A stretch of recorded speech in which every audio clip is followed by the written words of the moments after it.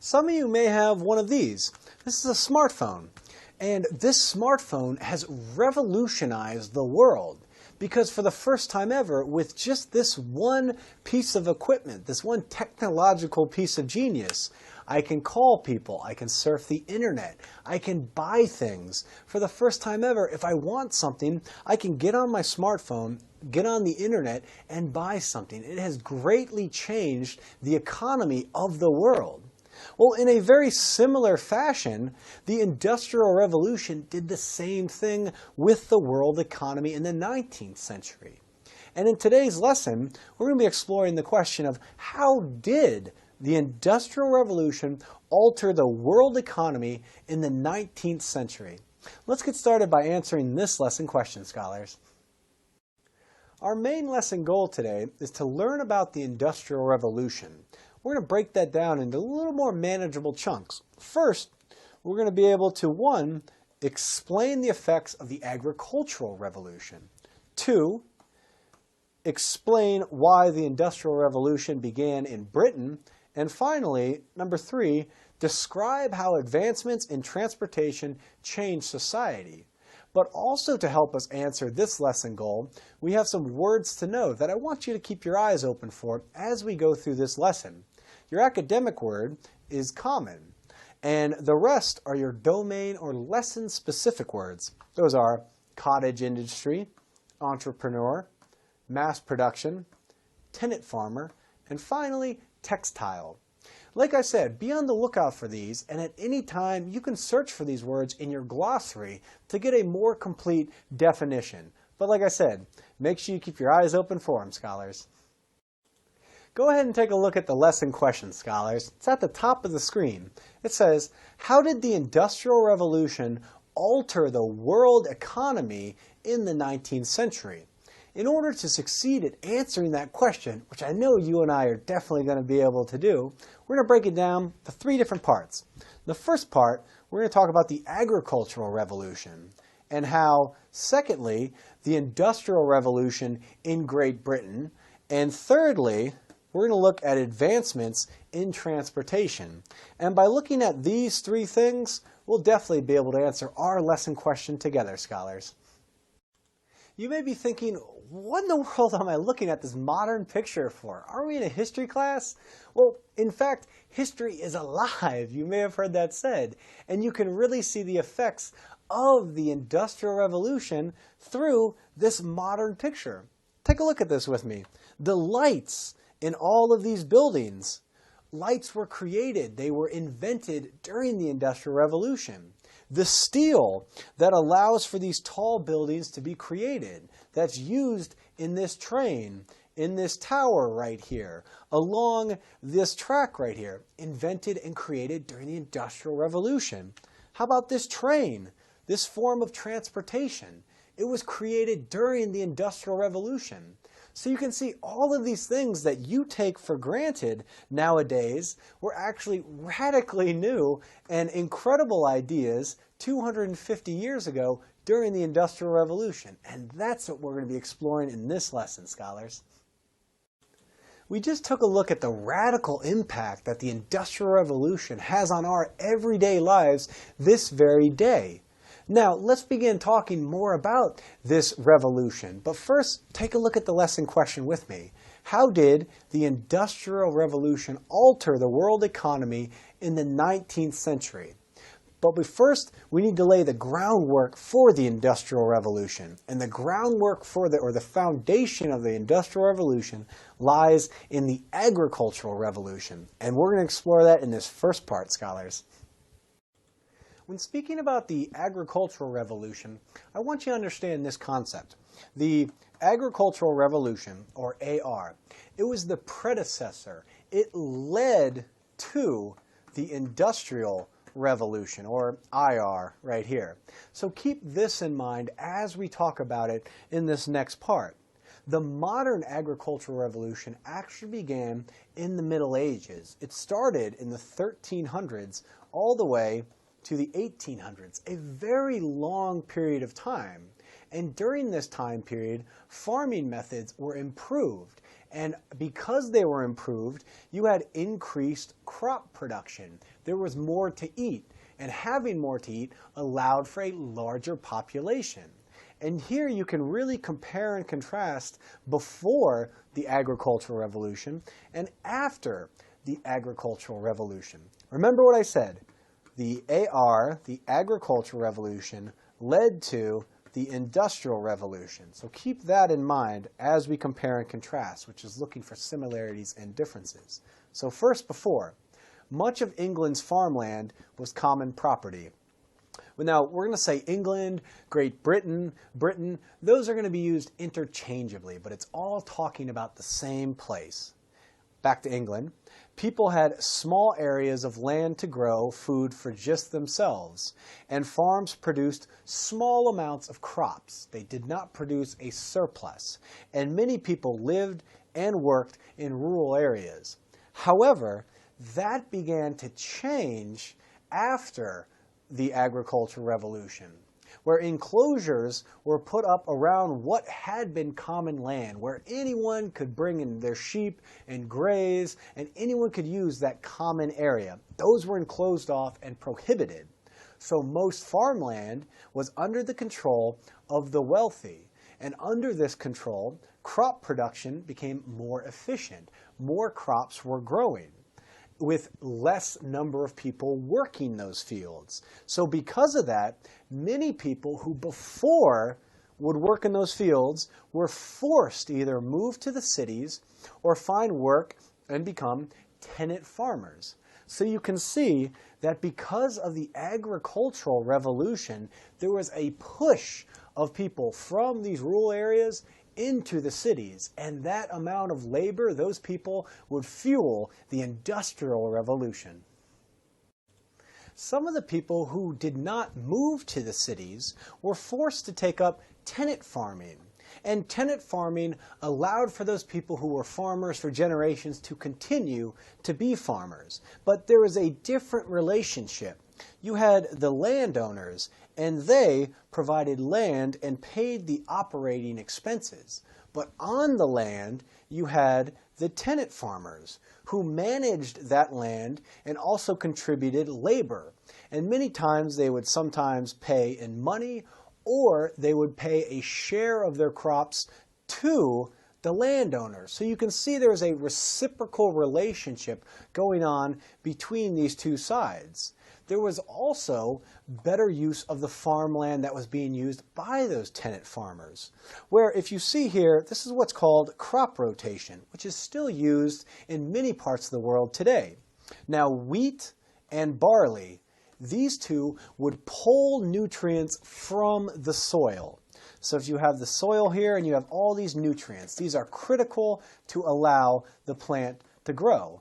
But if you plant wheat or barley, these nutrients are pulled into those plants to help them grow. So obviously, after you have this wheat and barley, you have much fewer nutrients. Then you plant turnips on that same field. What turnips do is that they add nitrogen, they add those nutrients back to the soil. Next, after that, you plant clovers, tiny little things, and you leave the land fallow for animals to just eat the clover, and you don't use it.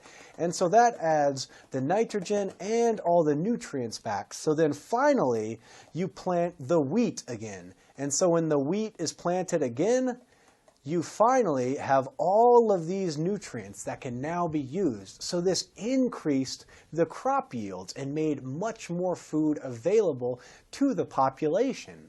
In addition to crop rotation, new technologies helped further allow for more crops to be grown and more fields to be brought under cultivation. Things like the seed drill, which you can see here, invented by Jethro Tull. The plow was used to break up this really hard soil that may have taken a long time to break up and to bring a crop out of, as well as the mechanical reaping machine. Now, all of these inventions came around the 1800s, so they were actually a result of the agricultural revolution. Now, all of these things had a great deal of effects. Remember, you may have heard me talking about how the agricultural revolution led to the industrial revolution. Keep that in mind here, looking at the agricultural revolution. It produced, the production increased, more crops were made. Because there were more crops, they were able to feed more people, and the population boomed, it exploded. There was a huge growth in population. Because there's an increase in population, the demand for various goods has increased. There's more people, they need more goods. And also, people needed new jobs. They weren't just farmers because they were more efficient, they were tenant farmers, and many people moved to the cities. And those cities grew more industrialized, and industrialization began in England. So the big takeaway here is that the agricultural revolution formed the foundation for the Industrial Revolution to begin in England, scholars. Wonderful job, scholars. You finished the first part of the lesson. Only 2 more left. Stay with me. You're doing great. I'm really proud of you. Before we move on to the second part, take a look at the lesson question with me. Always at the top of the screen. How did the Industrial Revolution alter the world economy in the 19th century? We began in the first part by looking at the Agricultural Revolution, how that laid the foundation and led directly to the Industrial Revolution in Great Britain. And that's what we're going to focus on in this second part. Let's get started. You're doing great, scholars. So why Great Britain? Why England? Why did the Industrial Revolution begin in England? Well, the main reason is because it had a resource advantage, and these are all factors leading to industrialization, and these are all advantages that Great Britain had. They had a large population. They had the sources of power, such as rivers, to help run these various mills. They had the raw materials. They had iron and coal and these deposits that were needed to run these machines. They also had natural harbors, which allowed for the quick exchange of these goods as well. In addition to these natural and sometimes geographic advantages, Britain also had economic advantages that would support industrialization, such as, one, a large supply of workers, and in addition to that, they had bankers and entrepreneurs that were willing to invest in manufacturing, people who were willing to give their money to a specific cause or business or a machine invention in order to make money. And they also had innovative thinkers and inventors. So the big takeaway here is that all of these things combined together in order to allow Great Britain to start and have the Industrial Revolution begin in Great Britain, scholars. As we learned before, the Agricultural Revolution took a long period of time to gradually develop. The similar thing is true with industrialization in Britain. It didn't just overnight suddenly become industrialized. Before industrialization, British artisans produced their goods at home, and entrepreneurs would spend their money or invest their money directly with these family industries called cottage industries. But they were a small number of goods were produced, maybe a shirt or two a day. But that all changed after industrialization, where newly invented machines allowed factories to mass produce textiles or clothing, where instead of making maybe 2 shirts in this cottage industry, you could perhaps make as many as 1,000 shirts in a single day here. And this led to innovations in many other areas as well.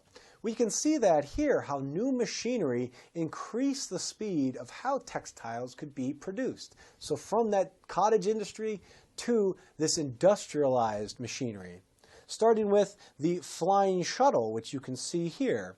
This allowed for weavers to create these threads much, much faster. Because they're able to create those faster, that led to the creation of the spinning jenny, which allowed for these different pieces of yarn to be used much faster.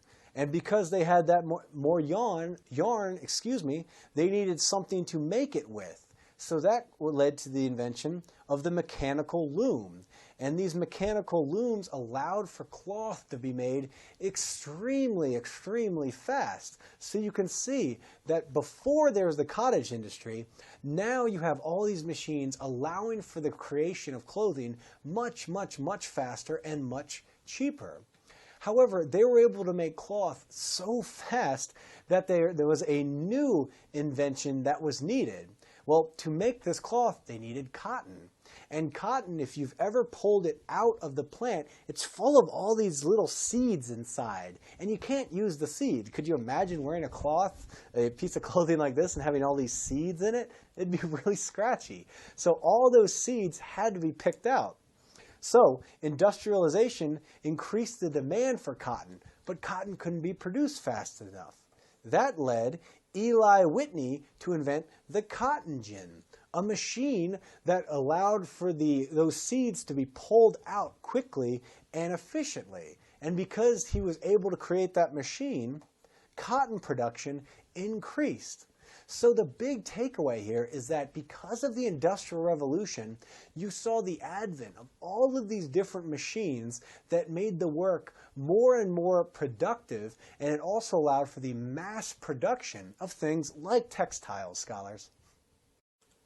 Wonderful job, scholars. We're 2/3 of the way there. Didn't think you were going to learn some math and history too, huh?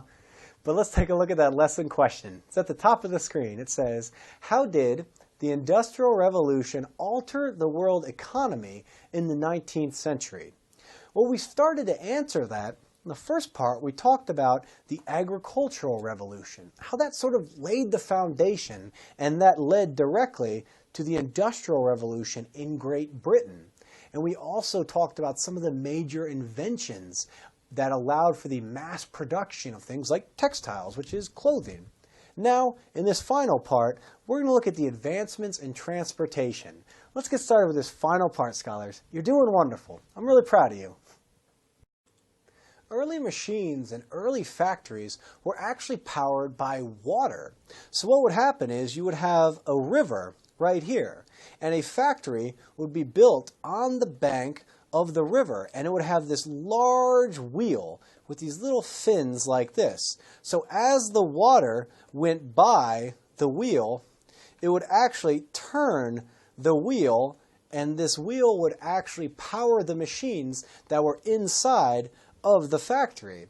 But this can be quite inefficient. For example, if there's a flood, it may wipe out that factory, or if the river runs dry, you suddenly don't have any power. So you need a new source of power, and that was developed by James Watt, who you can see right here, who developed the first useful steam engines. He didn't discover them or invent them, he just created them to make them strong enough to be useful. And this influenced the improvement of manufacturing as well as transportation.